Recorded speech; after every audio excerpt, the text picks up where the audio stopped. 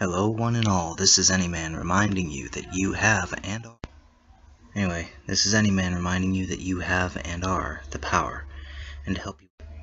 Okay, now I know how this thing works.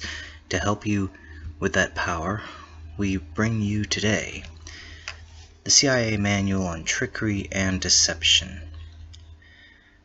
This portion, it comes long after the introduction. This is called Some Operational Applications on the Art of Deception. First, we bring you the table of contents. 1. Introduction and general comments on the art of deception. 2. Handling of tablets. 3. Handling of powers. 4. Handling of liquids. 5.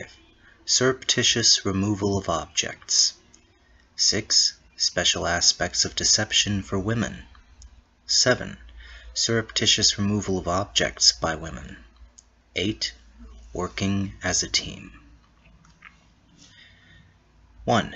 Introduction and general comments on the art of deception.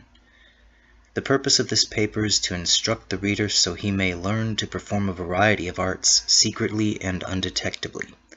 In short, here are instructions in deception. There are few subjects about which so little, generally, is known as that of deft deception. As the American humorist Josh Billings said, "It ain't so much ignorance that ails mankind as it is knowing so much that ain't so." Practically every popularly held opinion on how to deceive as well as how to safeguard oneself from being deceived is wrong in fact as well as premise. Therefore, prior to explaining either theories or methods, an effort will be made to uncover that which ain't.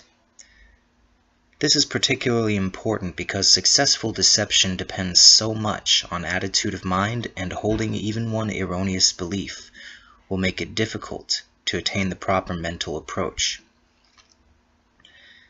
Parenthetically, the writer is assured that the reader is a person of unquestionable integrity, possessing more than average intelligence and schooling. In other words, this is a person to whom the practice of deception is quite foreign. However, the reader's admirable attributes of honesty and learning do not make his present task easier, for it takes practice to tell a convincing lie. Even more practice is needed to act a lie skillfully than is required to tell one. Though practice is essential to successful deception, much less practice is needed than might be imagined, provided a person knows exactly what he is to do, how he is to do it, and why it is to be done in that way. The success of the act becomes more a matter of memorization of details than of physical repetition.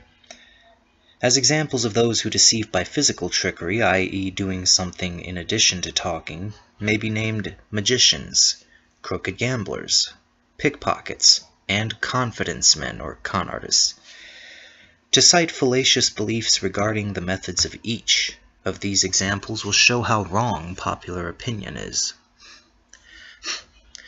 The hand is quicker than the eye generally is given as the reason for a magician's success in mystifying his audience with any trick of small size. In large tricks, for instance, when a person is caused to disappear, the secret is generally attributed to the use of mirrors. There are a number of other equally wrong solutions used to explain the methods of magicians, but the two given will show how basically wrong is uninformed opinion. Stating that the hand can move more rapidly than the eye can follow suggests that a movement can be made, and the hand returned to its original position so quickly that no motion at all is discernible. This is not possible. The most rapid coordinated movement man has ever learned to make is done by a few of the leading pianists. Some of these highly trained musicians have gone as high as 8 to 9 strokes on a key per second with one finger of one hand. It was discovered through mechanical tests with player pianos that the mechanism had to be in very good order to have one key function at the rate of 10 times per second. It may be assumed that some pianist could develop the manual speed of 10 strokes per second. However, even at such a rate, the movement would not be invisible because the normal eye can catch movement at the speed of 1/1000th of a second. The sight of the average person, therefore, is 100 times faster than the most highly trained person can move one finger. The mind may not register exactly what is accomplished in a very rapid motion of the hand, but that a motion has been made will be quite obvious. It should be noted that a magician, unlike all other tricksters, acknowledges that he intends to deceive. His performance, because trickery is expected, can have no unexplained or at least unacceptable movements of the hands. A magician may not be seen to make any false motions, and he should realize that he should perform all his secret movements with deliberation. Movement of any kind attracts attention, hence moving signs in trickery depends upon not attracting attention to the method of performance. Magicians do not use speed in their actions. Mirrors have been used by magicians in a few feats, but their effective use is limited. A mirror can hide only one object by giving the reflection of another as a substitute. A mirror cannot make an object invisible. A mirror's single function is to reflect something. A mirror cannot reflect nothing, and when a mirror is given nothing to reflect, the mirror itself becomes visible.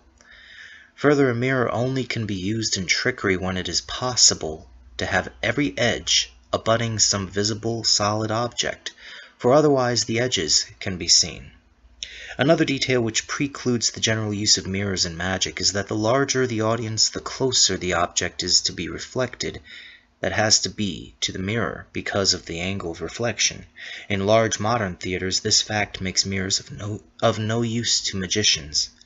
Traveling magicians, and these are the vast majority, find it utterly impossible to transport large mirrors due to their weight and fragility. In short, while there is a slight basis for the public to believe that magicians use mirrors to achieve their mystification, the public is wrong in its understanding of the function of the mirror in optical trickery, and wrong in believing that mirrors generally are used in magic. These two examples, 1. The totally wrong general belief that the magicians depend upon rapidity of action, and 2. The misconception of how and when mirrors are used in magic, are typical of the wrongness of popular beliefs regarding magic. That magicians depend upon hypnotism and that magicians generally use confederates are among the other fallacies to which the public clings. None of these have any more validity than the one occasionally heard that magicians make objects invisible by painting them air color. The great misconception about all trickery is that there is a single secret which will explain how each type of trick is performed. For instance, consider the feat of causing a rabbit to appear in a hat that had just been shown to be quite empty. It generally is thought that there is a specific method of getting the rabbit secretly into the hat. The fact is that there are several score of different methods for performing this feat, and a person conversant with the majority of methods may be mystified, and most probably will be, upon seeing the trick performed by a method he does not know. As another example, people still wonder about the secret which permitted Houdini to escape from any type of physical restraint. The fact is that he released himself by a different secret method for each way in which he was confined. He had at least one method for escaping from each type of handcuff, shackle, and box, and each way of being tied with rope, cord, bandages, or straitjacket. There is no overall secret to magic, or any part of magic. It is the multiplicity of secrets and the variety of methods which makes magic possible. The proper secret for a magician to use is the one indicated as best under the conditions and circumstances of the performance.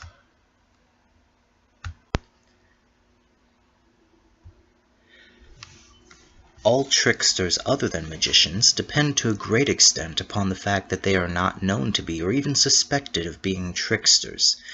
Therein lies their great advantage, for they need only do their trickery when it is to their advantage, and when they have conditions favorable for success. Further, having made no commitment as to what they are going to do, they can utilize that trick which is most suitable under the conditions of the moment. The main error in public thinking about the tricks of gamblers is in believing that the tricks are designed to make winning a certainty. Actually, these tricks are intended only to give the gambler enough advantage to increase the probability of his winning above that of the chance expectation. Working on this basis also minimizes the possibility of the gambler's tricks being discovered. It generally is believed that a skilled card shark can deal to himself any card he wishes, and whenever he has such desire. This can't be done, although a skilled manipulator of cards can now and again arrange to give himself a good hand. Even such skills may not ensure winning, for chance may give his opponent a better hand. The professional gambler depends largely upon a thorough knowledge of the game played, his memory of the cards played, and a full understanding of the mathematical probabilities of winning in any situation. This is not suggesting that the gambler will not take advantage of any means which he can use to his own aid, but merely that he doesn't, and usually cannot, do the things which people generally believe. The opposite situation also exists in the common belief about gambling that demanding a new deck at the start of a game will ensure that the cards do not have secret marks upon their backs. The new deck may have such marks, or it is not at all difficult to substitute a marked deck for an unmarked one. Also, it is quite possible to mark cards while the game is being played. Pickpockets are very generally accredited with such delicacy of touch brought about through long practice as to be able to put a hand into a person's pocket and remove it, along with some valuable, without the person feeling the action. This is easily possible with a sleeping or intoxicated person, but for the sober as well as awake individual, deftness is not enough on the part of the pickpocket. The method generally used is to accustom the victim to being touched, usually done in a crowd, so that he is not aware of the extra touch at the time the theft is made. The public has been told about pickpockets having jostling confederates.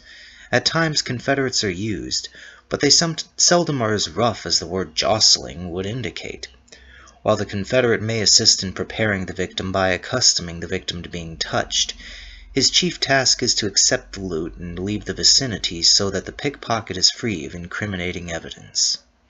Sellers of gold bricks, also confidence men and others of like ilk, con artists, rely in the main on the cupidity of their dupes.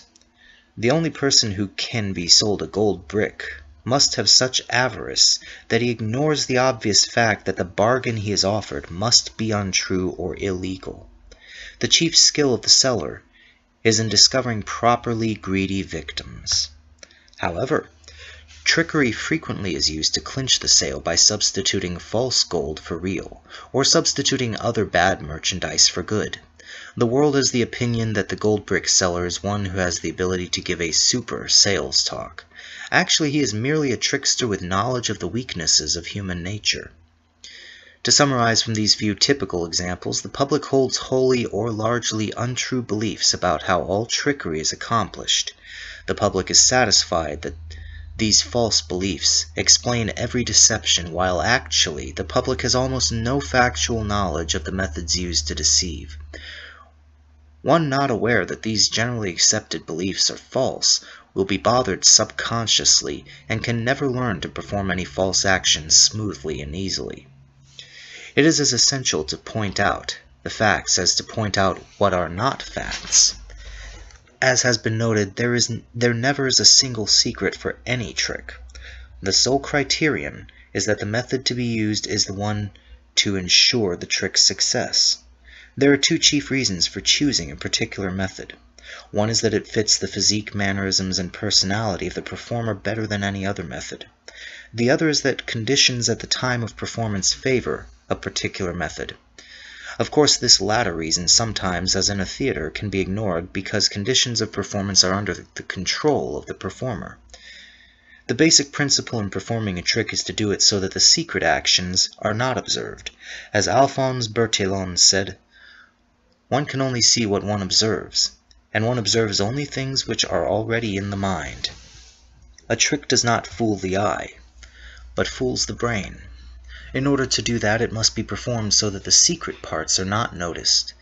This is possible because the trick is merely one or more actions which are added to other actions done for legitimate and obvious reasons. The added motions are not noticed because of the great variation in which people perform any given task, and because it is not in the observer's mind to suspect such motions. The added motions must be minor ones, or at least they must not be emphasized more than the other actions. Further, the secret actions must fit in with the actions which are done openly. Here's an example to clarify the generalities. A person seated at a table in a restaurant wants to obtain a teaspoonful of salt and put the salt into his left coat pocket, and wishes to do this without being observed. The trickster picks up the salt cellar and shakes salt onto his food or into his beer. He does this with the top of the salt cellar held toward himself so that the others at the table cannot see the quantity of salt coming out of the shaker.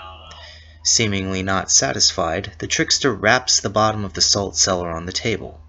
At this point, circumstances dictate the performance, for the salt may or may not run freely from the cellar. If the salt runs freely, the performer, as if to try out the shaker after he has tapped it on the table, shakes a quantity of salt into his left hand, which is held at the edge of the table. If the salt actually is bound up in the cellar, he unscrews the top and pours a quantity of salt into his left hand.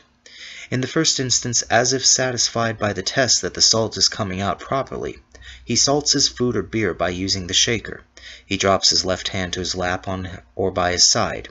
In the second instance, he takes pinches of salt from his left hand, while his fingers of the right hand, with the fingers of his right hand, and salts his food. As soon as he has taken enough salt for his needs, he drops the left hand, as was done in other cases. Naturally, when the left hand is dropped below the table, the fingers are closed so that the salt is held in the hand. The left hand is held at the side or in the lap for as much as a minute before the salt is put into the pocket. This wait is to ensure that there will be no obvious connection between the salt going into the hand and the hand going into the pocket. While this illustrates how something can be done which will not be observed, although it can be seen, it also illustrates another point. Not everyone can do the trick in the same way. A person with very moist hands would have to use another method because all the salt would adhere to his hand and could not be left in his pocket. Timing is also important. Timing has two elements. One has to do with when the trick is done. For instance, it obviously would be wrong in the example above to handle the salt cellar immediately after another person has used it successfully. The other point in timing is that the cadence in a series of actions. The accent is given to what is wished to be noticed. There will be little attention paid to those actions which are not stressed. The example makes it obvious that what is essential to the success of the trick is the naturalness with which the performer acts the part of wanting salt, has trouble getting salt, doesn't let it bother him, and gets the salt he wants. It should be performed as if it were one of these minor bothers which beset mankind. He should go through all the actions as if no thought were needed, which it isn't, and is just one of those automatic actions one does regularly. Above all, the trickster does not try to make any action slyly. The salt openly goes into the left hand, and then the hand is dropped. He calls no attention to dropping the hand, and thereby attracts no attention to the action. As with most tricks, it will be seen that it is not a matter of digital dexterity that is required for the success of the trick, but instead a carefully thought-out sequence of actions, naturalness in performance, and the ability to fit oneself to circumstances. In planning a trick, the first consideration is to determine exactly what it is to be accomplished. This would seem to be so obvious a fact that there would be no need to mention it at all. But unless one is reminded that he must know fully and exactly what is his aim, one will begin with generalities. The invariable result of planning when working from generalities is complication of method. A trick to be good must be simple in its basic idea. It is true that at times it may become easier to do a trick through elaborating the details of performance, but the basic idea must be simple. After the full requirements of what is to be done have been determined, the next step is to decide how the task can be done most easily, provided secrecy is not necessary. In most instances, that is the way it will be done in the trick, except that some addition is made which will keep the action from being noticed. Again, referring to the trick of secretly putting salt into the left coat pocket, it is obvious that the easiest way to do this openly is to pour the required amount of salt from the shaker onto the left hand, and then to put that hand and the salt into the coat pocket. That also is what is done when performing the trick. However, because the spectators are given something reasonable to think about apart from the required actions, the extra actions will not be noticed.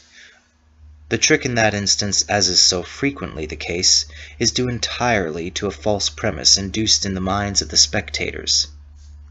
The pretense that the salt shaker is clogged is the false premise. It will be noticed in the example that the false idea which masks the essential action is suggested only by a routine which is usual in getting salt from a clogged shaker. The false idea is put over by pantomime rather than by words.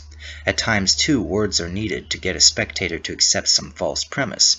The great value of relying only upon simple pantomimes is that the actions can further be minimized by talking on a totally unrelated subject as the actions are made. Primarily, trickery depends upon a manner of thinking. It is a lie acted. More thought and care are needed to act out a lie than to tell one, for false actions are more obvious in their incongruity than are words. It is easier, for example, to claim to be an automobile mechanic than it is to act the part of one. It is easy for a phlegmatic person to state that he is nervous, but exceedingly difficult to act for any appreciable length of time as if he were nervous. Stating that trickery basically depends upon a manner of thinking needs considerable amplification, for the oblique thinking of the trickster must be acceptable to the spectators. This means that it cannot violate the manners and customs of the spectators, nor in any other way can be the cause of attracting special attention.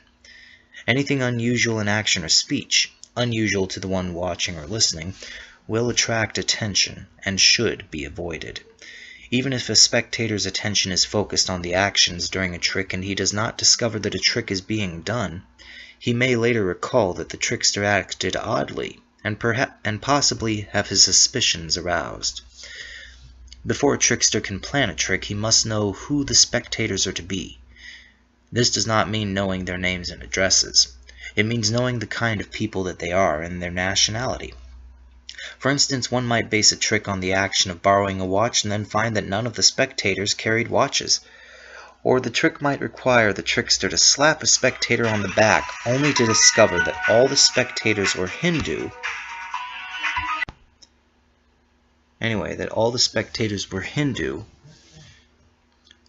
Who would resent being touched. These are examples of actual cases where the trickster's lack of knowledge of who the spectators were precluded the performance of the trick which had been planned. The more the trickster knows about the spectators, the better he can plan the trick to assure that it will succeed. The at a tangent thinking is quite a descriptive phrase of the manner in which a trickster plans his work. He must think of something to do or say which, while it touches the subject, actually shoots off from it. Because the comment touches the subject, it will not be noticed that it actually is going away from the subject rather than around it. Again, refer to the salt shaker trick. Attention is called so obviously to the faulty shaker that the spectators pay no attention to the perfectly open action of putting salt in the left hand. It should be stressed again that the false action must be so natural as to be acceptable. There are several points which should be known about the things spectators will notice and those things that they will not notice, and about some of the spectators' thinking processes which can be depended upon. These are things which are true of all people, irrespective of their nationality, educational background, or station in life. No action which is expected will be noticed, but all actions which are surprising to a spectator will be noticed by him. However, while all surprising actions will be noticed, many will immediately be forgotten when followed at once by a rational explanation. For instance, pouring a beverage from a bottle into a glass, or tea or coffee from a pot into a cup, will not attract attention. However, pouring the liquid over the food on one's plate will be noticed. It will be noticed, but not remembered. If when the liquid is poured on the food it seems accidental because the body is twitched as if in pain, and the statement is made, "There must be a pin on this chair," it will be all the stronger if upon reaching down, a pin is produced, shown, and discarded. In other words, natural and normal actions excite no interest, and therefore are not observed, while unnatural and unusual actions will attract attention unless a simple but satisfactory explanation is given at once. A person who seems to be interested in what he is doing will not be noticed, but one whose interest is directed toward what others are doing will attract attention. For instance, little attention will be paid to the individual who, when alone, seems absorbed in the book or newspaper he is reading, and when with others devotes his interest to his companions and has but casual interest in his surroundings. One who seems interested in everything except his paper or his companions, or seemingly is looking for someone who hasn't yet arrived, always will attract attention. Posture is important in avoiding being conspicuous. That person attracts little attention who, when either seated or standing, appears to be at his ease. That is, showing no physical effort, and with the manner of being confident of having a right to be where he is. He will be noticed if he stands stiffly as if he were a soldier reporting to a high-ranking officer, or slouches as if death were imminent. Noticeable, too, is the person who sits as if he expects the chair to explode, or the one who sits slouched awkwardly in a chair as though he were a rag doll tossed into that position. Possibly nothing attracts attention as quickly as fidgeting. Constantly shifting position either while standing or seated, repeatedly putting hands in and out of pockets, tapping on a chair area or table with the fingers, or playing with a watch chain, keys, coins, table silver, etc., are all to be avoided by the person who wishes to do something secretly. Summarizing these points, the calm, quiet, relaxed, though not to the point of seeming disjointed, person does not attract attention. This assumes, of course, that he is a normal individual. The person who is exceptionally tall or short, crippled or deformed, will be noticed, but once the observer notes the way in which he is unusual, little further notice is paid. On the subject of being noticed, there is an inverse point that should be noted. At times, tricksters have reason to credit or accuse some imaginary person with what has been done. A natural mistake is to describe someone of a form and of actions which are unusual and striking. It usually is easy to ascertain that no such person has been in the vicinity. The proper description will be one of a person average in size and coloring and normal in features, but, and this is a very essential point, having some minor oddity, such as the first joint missing of the little finger of the left hand, or a large mole close behind his right ear. The description in short of almost anyone, but mentioning some unlikely but easily noticed minor oddity which would identify him if found. Such a description will be acceptable to listeners, and at the same time be one most difficult to disprove. Resuming the description of the attributes of a successful trickster, let it be repeated that he should be so normal in manner and his actions and so natural that nothing about him excites suspicion. This does not mean that he has to be of any particular size or shape, or that he has to make gestures when he talks or refrain from making them. It means only that he has to be himself, as he is at his calmest moments. The person who naturally speaks and acts rapidly will do well to learn to make both speech and actions more slowly. Tricks never are done rapidly, and slowing up at the time the trick is done becomes noticeable. The big point is to be comfortably natural, or at least to give that appearance. If one can be natural even in a difficult situation, he will make his work less arduous, for it is very difficult to act the role of one who is at ease and, at the same time, think of trickery. The chief cause of stilted actions and lack of poise is due to worry brought about through lack of preparation. When confident that he can do it, he will have a natural manner. There is nothing more important to the performance of a trick than confidence on the part of the performer. Confidence is a direct result of preparation. Confidence is nothing to be exhibited, and it is not cockiness. Confidence is merely the feeling of certainty of being prepared to do the job, and awareness of being ready. Some people, as a matter of fact almost everyone, become nervous and tense when appearing before a large audience. The trained actor realizes, and the novice senses, that due to distance, his natural manner seems false.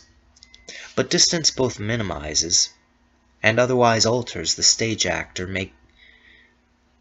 makes gestures both broader and slower than he would do intimately. Because doing a trick is a form of acting, beginners tend to be nervous and assume an unusual manner and stilted gestures. Those who do their tricks before only a few should not worry, for they have no need to alter their actions or manner. Not only is there no need, but it should not be done. The popular belief is that it is more difficult to perform a trick right up close, which is completely erroneous. The performance on the stage is sufficiently distant so that the spectator's eyes sees the entire man. When close by, only part of the performer is with the spectators in their range of vision. The more of the performer that can be seen, the less his chances of doing anything without detection. As examples, a performer on the stage would be seen were he to put his hand into his pocket, but that action can be made without being seen while standing close to a person so that the hand is outside of his range of vision. Simple tricks, and the reader will never need to do any others, are easy to do, for they require only knowledge, understanding, confidence, and a small amount of ingenuity.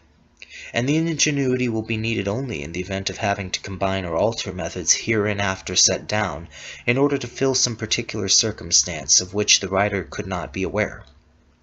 The reader will not find it necessary to develop any manual skills for any of the tricks.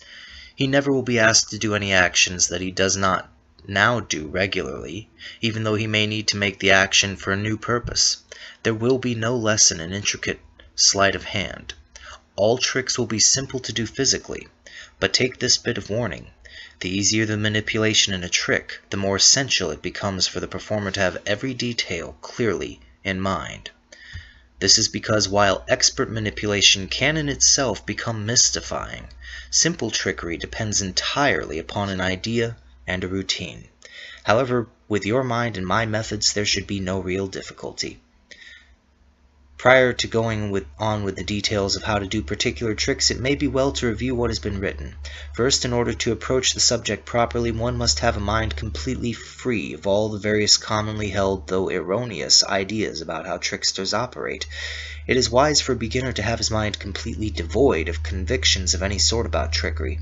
Starting with a clear mind eliminates 75% of the difficulty of learning to do tricks. Next, it is necessary to restate that trickery depends basically upon elementary psychology. One who expects to perform trickery must understand that the objective of the trickster is to deceive the mind rather than the eye. This understanding will make him ready to accept that the trickster depends upon a form of thinking which will mislead the spectators rather than upon quickness and manipulative ability. To make a positive statement, the trickster relies upon confusing and thereby deceiving the mind rather than the eyes of the spectators. Even when the eyes are misled, the memory may hold something that will permit working out how the mystery was accomplished after it is over. When the mind has been deceived, it is almost impossible to work backward and discover the deception. Were it possible for the writer to be with the reader, it would be very easy to demonstrate how readily the mind may be fooled even when what is done is seen by the eyes. It would be very easy because the personal element plays such a large part in the performance. As this is not possible, all that can be done is to set down a couple of tricks on paper. 1. Two farmers live a mile apart and each put a fence on the same length, height, and material in front of his house. The eye can see in the design below that one farmer is a better fence builder than the other, but unless attention is called to the matter, the mind does not realize the difference. Line, parentheses, line, parentheses, line, parentheses, line, parentheses, line, parentheses, line, parentheses, line, line, parentheses, space, line, parentheses, line, parentheses, line, space, parentheses, line, parentheses, space, line. A man has been studying Esperanto and other universal languages. As he sat at his desk thinking about the matter of universal languages, he absent-mindedly wrote these letters: Luansirvee-Vrisnaul. The eye sees the letters, but even with the reader's mind cued twice in the story above, it takes some study to see what was in the man's mind. Without the story and the study, the mind would register only that a number of letters, making no word or words, had been written. It is not immediately apparent that beginning with the second letter and reading every other letter spells out the word universal, and beginning with the next to the last letter and reading backward every alternate letter spells out the same word. Now, description of the performer. He must be natural and at ease. He must know in such complete detail what he is to do and how he is to do it that he is completely assured and so has full confidence in himself. He has such complete confidence that he not only does not fidget, but has no inclination to do so. Then the performer must have a realization of the element of time. He must know the proper time to start his trickery. He must know the importance of time in each detail of his performance. Finally, the performer must accept to the full extent the fact that he cannot know too much about what he plans to do. Every detail he knows beyond the bare essentials to ensure success adds just that much more to eliminating the possibility of failure. The more details a trickster has in mind in connection with a trick, the more certain he will be of his ability to do what is required. To state this in other words, worry, the possibility of error, and the chance of detection can all be eliminated by thoughtful, careful preparation. The situation recalls the occasion when a reporter asked the scientist Dr. Roy Chapman Andrews on his return from a year in Inner Mongolia to tell about his adventures. "My dear man," said the doctor, "we had no adventures. We had a scientific expedition. Adventures come only through lack of preparation, and we were properly prepared. Such is the case with trickery, for proper preparation ensures success. The performer's knowledge must be so complete that he knows each detail of how and why each point in the trick is done. He must know as well when conditions of the moment demand a change in the prepared procedure, and how to make such a change without being disturbed. Such changes will not be manipulative, and never require anything but a flexibility of mind, coupled with knowledge. At this point, very possibly at an earlier paragraph, the reader comes to the conclusion that the writer is extremely verbose in explaining a few simple points. Such feeling is not at all objectionable as long as the reader has grasped that the points are simple. The writer's aim is to have the reader successful whenever he performs a trick. The writer is quite willing to acknowledge being both wordy and obvious, provided the reader thereby invariably has success in his work. This reminds me of something a teacher of mine said. I thought the world of the guy until I found out that he and his wife were pretty shady characters. Still, it's not like I learned absolutely nothing from him. And the references that he unwittingly made did steer me in the right direction. Anyway, he used to talk all the time about the principle of the gap. You keep in mind a very basic understanding of your goal. You try to plan out each detail as perfectly as you can, but you got to leave a gap in all of your plans to be filled in by circumstances. And when a gap opens up in the circumstances, no matter what kind of gap it is, no matter what you're doing, you take full advantage of it, whether it be just to peer through or to reach in and move things around or take things or put things in, or to rip it right open and enter through the opening. There is a gap in everything. The trick is in finding it and figuring out how best to exploit it. This has been Anyman reading to you from the C.I.A. Manual on Trickery and Deception, reminding you that you have and are the power. Use it wisely and use it well.